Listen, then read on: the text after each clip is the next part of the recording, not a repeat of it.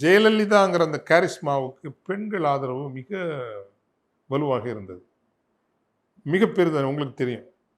அந்த ஜெயலலிதாவுக்கு ஆதரவாக இருந்த பெண்கள் அப்படியே விஜய்க்கு ஆதரவா திரும்பி இருக்கிறாங்க. பொதுவாகவே தமிழகத்தில் மாற்றம் வேண்டும், மாற்றம் வேண்டும் என்று எண்ணுகிற ஒரு ஒரு வாக்கு தொகுப்பு உண்டு. அது கடந்த முறை மக்கள் நீதி மையத்துக்கு வந்தது. அதற்கு முன்பு விஜயகாந்த் அவர்களுக்கு சென்றது. இப்படி ஒவ்வொரு முறையும் அது மாறும். அது ஒரு 14லேருந்து 18% ஓட்டு இருக்கு. ஒரு சின்ன குறுக்கீடு. இப்போ அந்த ஜெயலலிதாவுக்கு இருந்த கரிஷ்மா விஜய்க்கு இருப்பதாக தோன்றுகிறது அப்படின்னு நீங்க சொல்றீங்க. இப்போ இபிஎஸ் அவர்கள் முதலமைச்சரா இருந்திருக்காரு. தொடர்ந்து பிரச்சாரம் பண்றாரு. ஒவ்வொரு நாளும் வந்து வேட்பாளர்களுக்காக அவர் பிரச்சாரம் பண்ணிட்டு இருக்காரு. அவரிடம் அந்த ஈர்ப்பு இல்லையா? இல்ல கேரிஸ்மா டெஃபினட்டா இல்லைங்க. நம்ம அது வந்து அவர் நல்ல மனிதர்.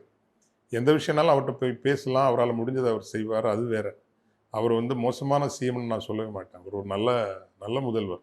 ஆனால் எம்ஜிஆர் அவர்களிடமோ, ஜெயலலிதா அவர்களிடமோ இருந்த அந்த கேரிஸ்மா எடப்பாடி பழனிசாமி அவர்களிடம் இல்லை.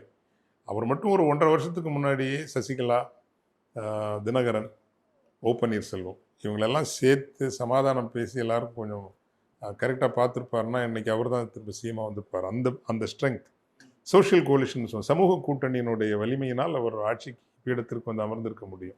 அதை தவற விட்டார். ஸோ இங்கே சென்னையில் என்ன நடக்குது அப்படின்னா, பல தொகுதிகளில் அண்ணா திராவிட முன்னேற்றக் கழகம் எல்லா தொகுதிகளிலும் அல்ல 3வது இடத்திற்கு வருகிறது.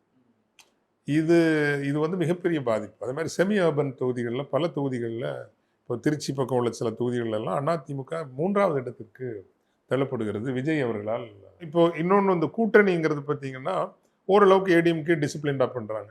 இருக்கிற கூட்டணி வட தமிழகத்தில் அன்புமணி ப்ரூவ் பண்ணணுங்கிறதுக்காக இறங்கி வேலை செய்கிறாரு. பாஜக தன்னாலான உதவிகளை செய்கிறது. தினகரன் நம்ம அம்மா மக்கள் முன்னேற்ற கழகம் அவங்க நல்லா செய்கிறாங்க. அந்த ஒரு டிசிப்ளின் அண்ட் கிரவுண்ட் எனர்ஜி 2021 இருந்தது போல திமுகவுக்கு இந்த முறை இல்லை. டெஃபினட்டாக இல்லை.